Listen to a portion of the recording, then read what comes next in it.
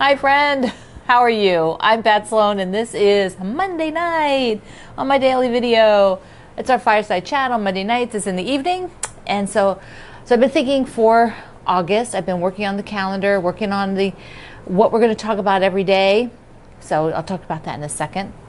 Okay, what's our challenge for today? I put challenges up and a lot of people have asked me about needles because I think, okay, raise your hand if you just use whatever needles in your machine and you just get the same needle for everything. Okay, yeah, I know. it happens. Needles are one of those things that a lot of us just don't take the time to figure out what is what. You know, you have a needle that, came with your machine and you just kind of use that, and unless you start getting into different types of threads or different types of sewing. If you're just a quilt maker and you just do patchwork, you probably will use a 70 or 80 and needle, and that's about it. So let's take a look at this nifty little guide I have, which there is an online version that is linked below the video. So this is from Schmetz Needles, and it's a pocket guide of their needles. And here is a Schmetz needle package. This is the universal, and it's the new one, right? Yes, the newer one was non-stick. So I really, really like these. There's micro text, there's all kinds of stuff. So when you open up this little booklet, now online, you can print this out. It won't be in booklet form, but it has the same info, and it shows all the needles, and it tells you what the sizes are, what they're used for, what the fabric is. It is a fabulous little guide. Up at the top there, it has quilting, that has embroidery. Just go to one other page. Here's a page that shows you about the needle itself, and there's just a ton of information. So here's high-speed professional quilting. That would be all of us, right? High-speed professional quilting. So there you go. This little booklet is from Schmetz Needles, my favorite people, and I will learn a lot. If I need to know something about maybe working with knits, I would go here first and see what the needle would be, because knits do not act like cottons. Okay, Greg, that's sort of the challenge. So your challenge or your assignment today is to go get your needles out and take a look at what do you have in your machine, and if you haven't changed it for a while, change your needle. Also, then go look at what you have. What kind of needles do you have? What might you be low on? So you should stock up. Go ahead and print that guide. And when I say down below the video, if you are at YouTube, right under the video is text that I write in there every single video. And sometimes you only see like the first 2 lines, and then there's like see more, and then you click it and get it open. If you are on some sort of device where you do not see that, change devices or contact your local tech support who can help you figure out how to get to it on your device. It is there. So, okay. And if you're on Facebook, it is also with the post. I copy the same information when I post to Facebook, so it's right there. Yay! So let me first tell you about today is our Jolly Bar sampler. Remember our sampler? I know a lot of you are making these and you're showing them on Facebook, and they are so darling. My Facebook community, Quilt Along with Pat Sloan. So you're making the sampler. Here it is. So we are on this row here. So we have 2 parts and then assembly. So that's that's great. We're almost done. This is the book. So here's the book that we're working from. We're taking some of the blocks from the quilts in the book, and I'm going to show you a couple other things from the book here in a minute. But today's block is, what is it called? It is called Due North. I love that, Due North. Here, whoops, I held it up too high. Here is the block, which is an arrow, and I think it's a really cool block.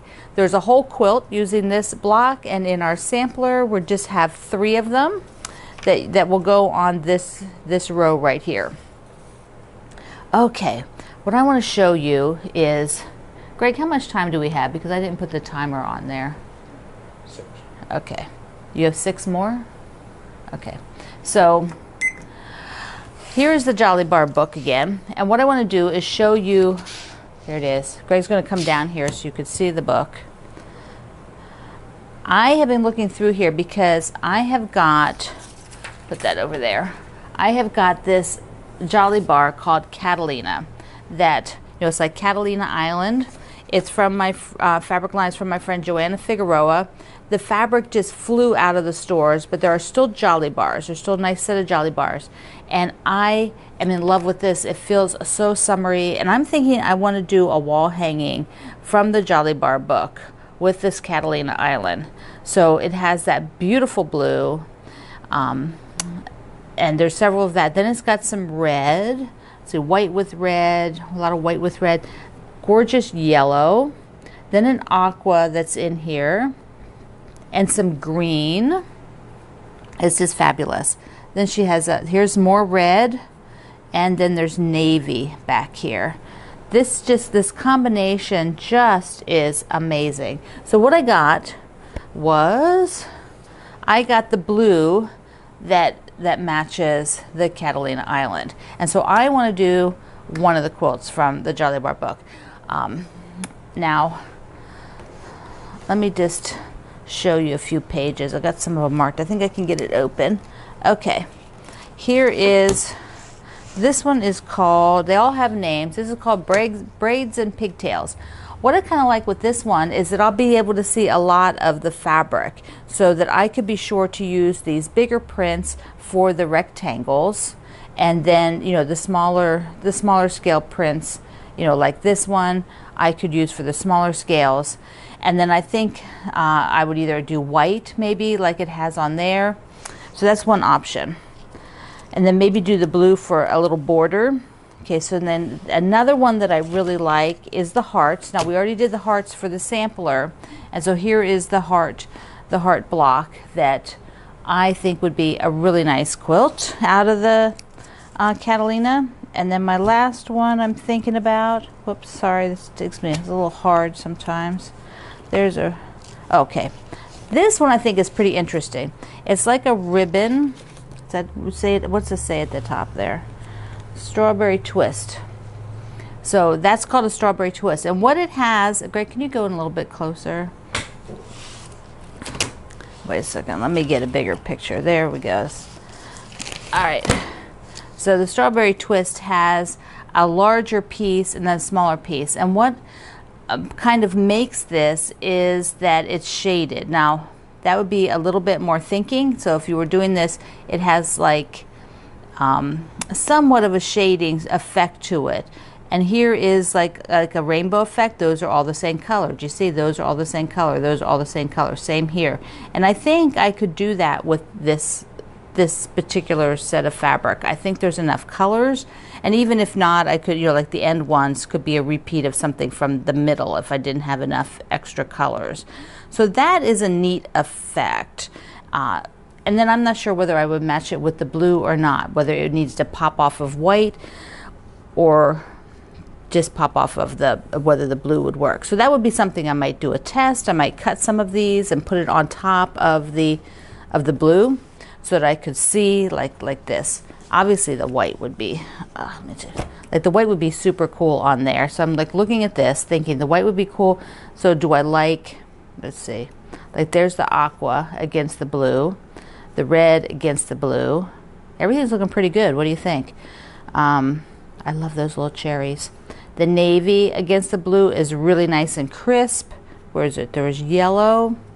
I think the one that I would be like would probably, this is a little bit deeper blue than some of them. It matches almost to this one, but even this one is still a little light. So I think it would show up. So that might be a good option. Might be a good option to use the blue. Okay, Greg. That is, let me show you on the wall, because one of our friends wrote me, and I was having a total brain loss when she wrote, because she asked me about the quilt that I made from the Jolly Bar book while we were waiting for everybody to get their books, and I couldn't even remember doing any of that. And then after a while, like another day or so, all of a sudden I was like, oh yeah, okay, I remember all that now. So I did the cover, which happened to be the same fabric, because I had that. And so there is the cover quilt from the Jolly Bar book too, that, show the whole quilt, Greg, down a little bit further, yeah, back. And so there's the quilt from the book. Now I think that that needs a border on it, so I am going to go look at my red fabrics and my navy fabrics and see what I have. I am just going to use something I have. Maybe I'll use a dot. Maybe I might have a navy stripe or a red stripe. I think that would be pretty cool. So I'm going to leave it up there. And then for tomorrow's video, I will put something. I'll share something up there. Okay. A couple more things. If you get my emails, yesterday was Button Club Day. So I do a design for the Button Club for the Fat Quarter Shop. And I am going to show you this is the little quilt I did with, look how cute that is. I love these tall, skinny spools. And Greg, going to come down here. Now the Button Club is a subscription. And then often there's extra buttons clubs that you can order afterwards. But my friend Jerry sewed this for me, so I was not able to sew it. But she sewed it for me, and then I showed you on my website just putting the little buttons up like this. There you go. So like there's the bee, there's a little kitty button. So I was just sort of accenting the top of the spools with the buttons. I don't know why that looks all upside down, but if you go to my website, link below, you can download this. Okay, can you pull up, Greg? You can download the pattern.